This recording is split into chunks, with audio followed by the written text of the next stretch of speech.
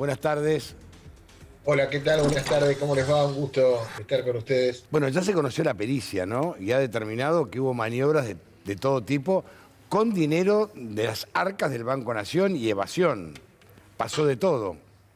Pasó de todo. Lo que se conoció fue el informe final, el informe definitivo de los auditores forenses. Los auditores forenses es un cuerpo que, como lo indica la propia denominación, es como que tienen que formular una suerte de radiografía de la empresa concursada, de por qué se llegó a donde se llegó, de cómo fueron dándose los acontecimientos para caer en una cesación de pagos.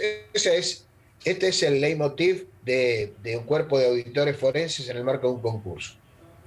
Acá los auditores forenses han concluido en este informe final con algunas apreciaciones que yo vengo sosteniendo desde hace exactamente un año, es decir, desde junio del 2020, a poco de declararse la apertura del concurso y a poco de haberse declarado en diciembre del 2019 el denominado estrés financiero.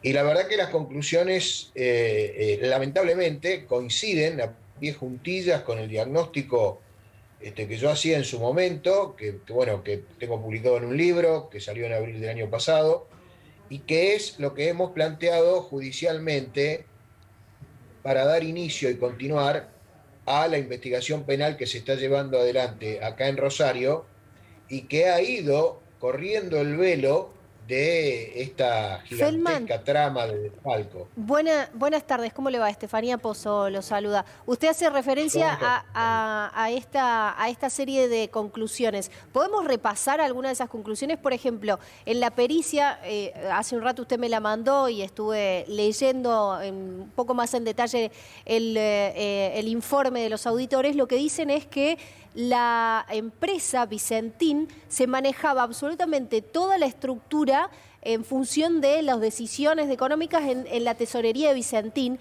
y que había una serie de entramados societarios de facturaciones, de liquidación de activos y demás y de un sobreendeudamiento, pero todo habla de cómo se manejó de manera centralizada la situación económica de todo el grupo, por más que algunas empresas no formaban parte del corazón de negocios de Vicentín en particular, ¿no? Pero sí lo que se termina viendo es este entramado de relaciones que finalmente es lo que termina generando esta idea de que hubo un vaciamiento, de que hubo endeudamiento, entre otras cuestiones, ¿no? ¿Entendí bien la composición del informe?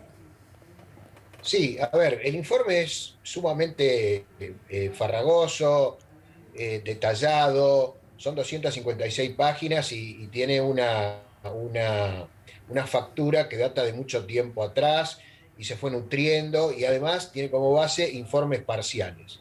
Sustancialmente, además de estas situaciones, estos enjuagues que yo los llamo profanamente interholding, efectivamente la cuestión nace con dos postulaciones y dos caminos recorridos detalladamente y concienzudamente por la directiva de Vicentín. Uno, de disimulación.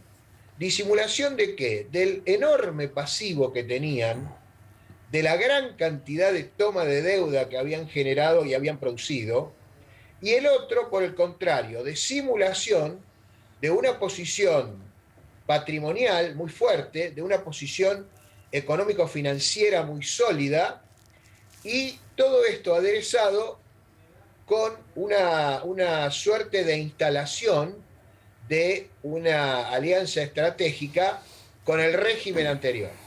Por eso lo primero que hicieron cuando declaran el estrés financiero, es decir, que no iban a honrar las deudas que habían tomado, que se iban a quedar con el grano ajeno que no pagaron y nunca pensaron en pagar, fue echarle la culpa al calamitoso tobogán del régimen anterior, del régimen macrista.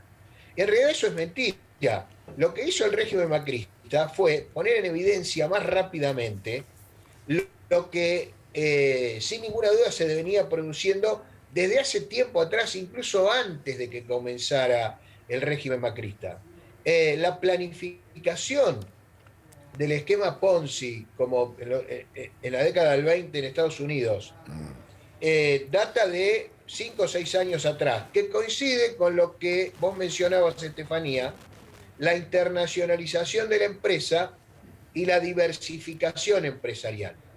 Y en ese sentido, nosotros logramos una medida en el marco de la investigación penal sumamente contundente desde mi punto de vista, que fue el testimonio nada menos que del presidente de la Nación, del actual presidente de la Nación. Yo no conozco muchas causas donde haya un testimonio del presidente en ejercicio. Y el doctor Alberto Fernández, en una testimonial que hizo por informe, por supuesto, por escrito, resalta en una parte de la reunión que tuvieron con los directivos o exdirectivos de Vicentín, en donde Sergio Nardelli reconoce explícitamente que la mayoría de las empresas que se ven, entre las controladas o vinculadas, se armaron para tomar deuda, se armaron para tomar crédito. Ahora, Feldman, sí, queda claro, digamos, queda clara la estructura y que finalmente Vicentín es responsable a través de distintos procedimientos de cierto vaciamiento y de una estructura de sobreendeudamiento que hace quebrar a la empresa principal y una serie de desprendimientos de activos después para vender y digamos, hay una serie de mecanismos realmente bastante opacos. Para tomar deuda, como dice el doctor, no han tomado deuda de 300 millones de dólares. Exacto. De las arcas del Banco Nación, una locura. La gran pregunta, y esto es interesante, es esta auditoría que termina comprobando lo que vienen diciendo las distintas partes del fraude que se generó en Vicentín, la pidió el propio juez, que es el juez Fabián Lorenzini. La gran pregunta es, ¿qué es lo que viene? ¿Qué es lo que va a pasar de ahora en adelante? Sobre todo teniendo en cuenta las deudas que Vicentín tiene con sus acreedores, no solo bancarios, nacionales e internacionales, sino también con los productores, que también tenía una deuda muy importante con productores agropecuarios que le dieron sus granos y a quienes todavía no había pagado. Bueno, a ver, ¿qué es lo que viene? Lo que viene son las imputativas, lo que en el fuero federal son las indagatorias a los exdirectivos de Vicentín. Yo creo que entre principios y mediados de julio, es verdad que está la feria judicial en el medio, pero no va a pasar de fin de julio, de fin del mes que viene, en que aparezca el primer lote de imputativas, que yo entiendo va a ser para lo que era el núcleo de acero de Vicentín en estos 5 o 6 años últimos, donde se produce el tremendo desfalco. Eso por un lado. Por otro lado, de acuerdo al panorama que pintan los auditores forenses, yo veo más cerca una situación de quiebra de la empresa que una situación de evolución hacia lo que tendría que ser, en el marco del procedimiento del concurso, la propuesta de pago. La propuesta de pago que hoy que se menciona es verdaderamente ignominiosa, es un chiste de mal gusto, por cierto, porque implica lisa y llanamente la licuación en un 80 o 90% de la deuda de lo que yo llamo los acreedores primarios, es decir, los productores, los acopladores, los correacopios. Claro, los productores. Que ya está especificada, y la propuesta es un pago a 8 años, por supuesto, en pesos, con una quita del 40%, sin interés y con 2 años más de gracia. Es decir, va a haber una licuación prácticamente total de la deuda de los pequeños y medianos productores. Gustavo. Y en lo que hace la cuestión de los bancos, tanto de los bancos extranjeros, a ver, la prueba acabada de que esto fue una estafa es que le birlaron 400 millones de dólares, nada menos que al Rabobank, al Banco del Banco Mundial, es decir, a entidades internacionales que son una maquinaria prácticamente perfecta y que se dedican hace 60, 70, 80 años a apalancar este tipo de negocios jurídicos internacionales como es el comercio de grano. Pero el capítulo del Banco Nación, también, cuando a Vicentín le dan en noviembre del 2019 el último crédito por más de 900 millones de pesos, Vicentín no calificaba ni para abrir una cuenta corriente en el Banco Nación. Exacto. Gustavo, le mando un fuerte abrazo. Te pido que me redondees porque tengo que Hola. Sí, te escucho. No, te agradezco mucho, Gustavo. Te agradezco muchísimo. Yo creo Sí. que, por otra parte, estoy viendo, y algunos colegas conmigo coinciden, hay un agotamiento emocional y psicológico del juez de concurso.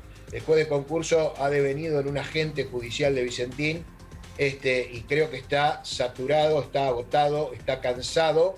Literalmente hablando, no hace nada, ni siquiera a favor de la empresa, como venía haciéndolo. Eso es lo que hace al concurso. Y en lo que hace a la causa penal, Sí. yo creo que Te pido que me redondees, Gustavo, que tengo que ir. Van a tener que prestar mucha atención a la causa penal. Gracias, doctor. Gustavo Feldman, abogado. Muchísimas gracias.